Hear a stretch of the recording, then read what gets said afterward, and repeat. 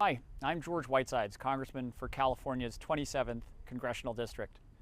On January 3rd, I was officially sworn into the 119th Congress to begin my first term representing the people of Southern California's Antelope Valley, Santa Clarita, and North San Fernando regions. Before being elected to the United States House of Representatives, I served as the Chief of Staff of NASA and co-founded an organization working to solve the growing wildfire crisis and implement solutions that better support our nation's brave first responders.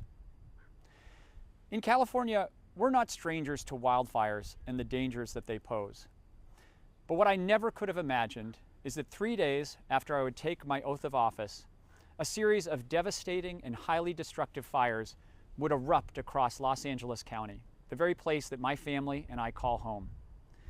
These fires, fueled by powerful winds and dry conditions, would go on to tragically claim the lives of 28 people, destroy thousands of homes and structures, and test the very strength of our communities.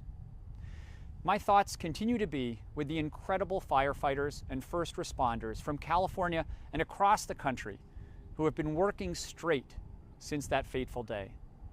And our efforts will stay focused on helping the families and the communities impacted to rebuild. In the days and weeks that followed these fires, I've been constantly reminded that our shared commitment as Americans to helping each other in times of need is one of our country's greatest strengths.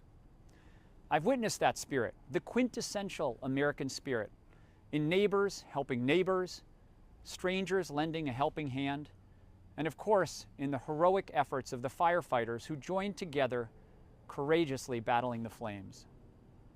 I'm deeply grateful to the people from across the country for their outpouring of support to our county.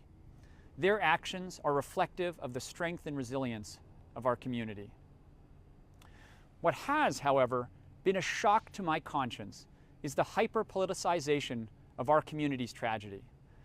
Let's be clear, the federal government should never turn a blind eye to communities who are reeling from a natural disaster or place conditions on emergency disaster aid to American citizens. And the federal government should never threaten to freeze federal assistance that Americans across the country rely on. This illegal funding freeze would make it harder for people to get the basic services that they count on. And for communities like mine, that means a tougher time supplying first responders and firefighters with the critical safety equipment and firefighting tools that they need.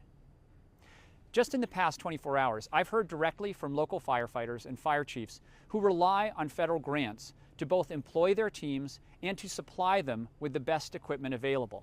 Without federal assistance, they could lose their ability to do their jobs and to keep us safe. But let me be clear. House Democrats will not stand idly by as President Trump and extreme Republicans in Washington disrupt social safety nets and turn a blind eye to communities who are still grappling with the aftermath of a natural disaster.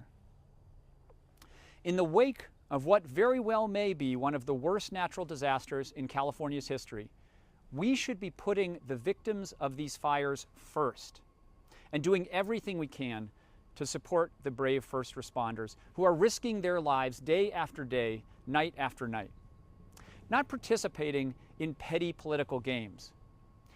And it's time for my colleagues in Congress to get serious and to work with us, not against us, in the effort to do what's right by the people we represent. To voice their outrage about these attacks on lifelines for folks who are looking to rebuild and recover. To speak up for first responders and law enforcement officials, and not just those here in Los Angeles County, but also for the police officers who were beaten, tased, and pepper sprayed during the January 6th attack on our nation's capital. To speak out against President Trump's pardons, effectively releasing these violent criminals into our communities and making America less safe.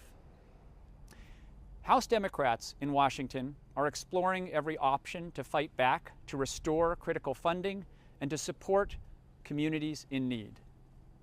We believe in the American people. We will have their backs.